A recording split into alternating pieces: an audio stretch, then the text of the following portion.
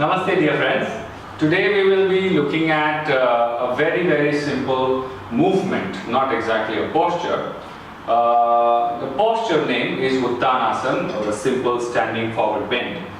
But the reason I thought of making this video is because many people don't bend in a standing forward bend in the right way.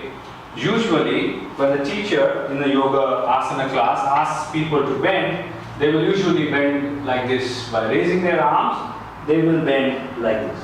And then in today's competitive environment, many people really want to reach for the floor. And they do something like a bouncing movement or something like this, or some ways in which they could harm their lower back, especially their sacroiliac joint, which is a joint here, which is a very essential joint in our body. What I'm going to show you is how to bend, and for this you'll need a lot of patience to work on yourself, especially if you have tight lower back, tight gluteal muscles and tight hamstring. So what we'll do is we'll forget the arm raising and all that for a while.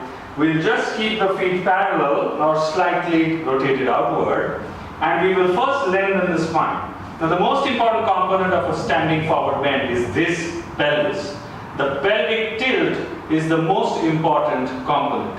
For the pelvic tilt to happen, we never lock the joints of the knee, but we keep the knee joints a little soft. I'm showing it again. Never lock the joints like this. Keep the joints soft. Once the knee joint is soft, then you get a little playable degree of movement in the pelvis. This pelvic movement, the forward tilting of pelvis and the backward tilting of pelvis. The forward tilting of pelvis and the backward tilting of pelvis. This movement is something that we use in a standing forward bend.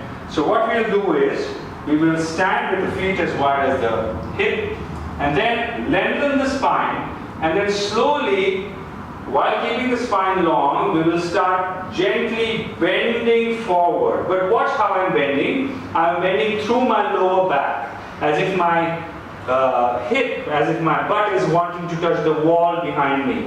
I'm gradually bending, and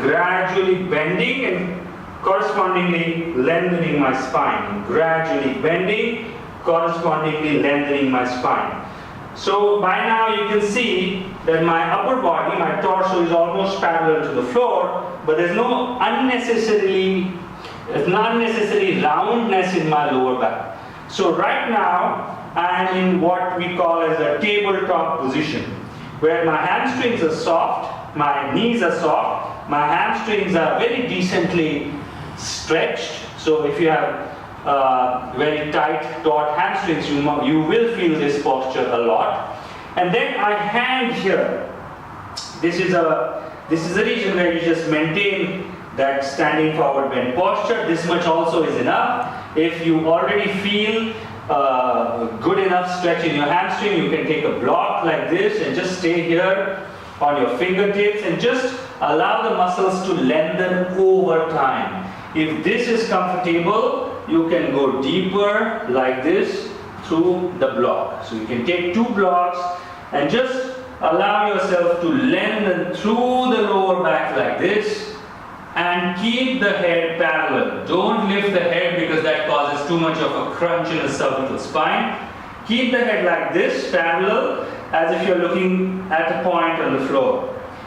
This is a very good standing forward bend. You can shift your body weight slightly into the balls of your feet to accentuate the stretch in the hamstrings. Once you are in the posture, you just inhale and exhale comfortably. So inhale deeply and exhale comfortably. The whole idea is not to bounce in the posture, but to maintain the posture till you feel a very nice, gentle stretch. I'm not bouncing, I'm not competing, even though I, in my flexibility, can reach the floor. I'm not trying to do it. I'm just maintaining a decent level of comfort, and that decent level of comfort is very essential. So once again, I take a couple of deep breaths. Inhale, exhale. And the more I stay in the posture, the more I feel my hamstrings opening up or stretching more. Inhale. Exhale. As you can see, I'm purposely exhaling through the mouth. You could also exhale through the nose. Now, how do I come out of this posture?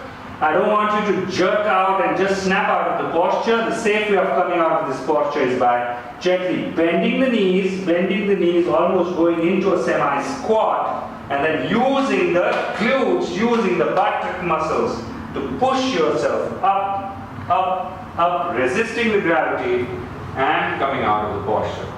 As opposed to snapping out of the posture, something like this. That can also kind of give some discomfort to your low back. So once again, I was like this, and coming out of the posture is also an essential part of the movement of the asana. So once again, I am flattening my back, my sit bones are lifted up, knees are soft, feet are parallel. I am gently going to bend the knees, bend the knees, bend the knees, bend the knees, bend the knees, till I can actually use my glute muscles to come out of this posture. And then push through my thigh and the glutes to gently come out of the posture. I hope this helps to make your standing forward bend safe and comfortable. Thank you.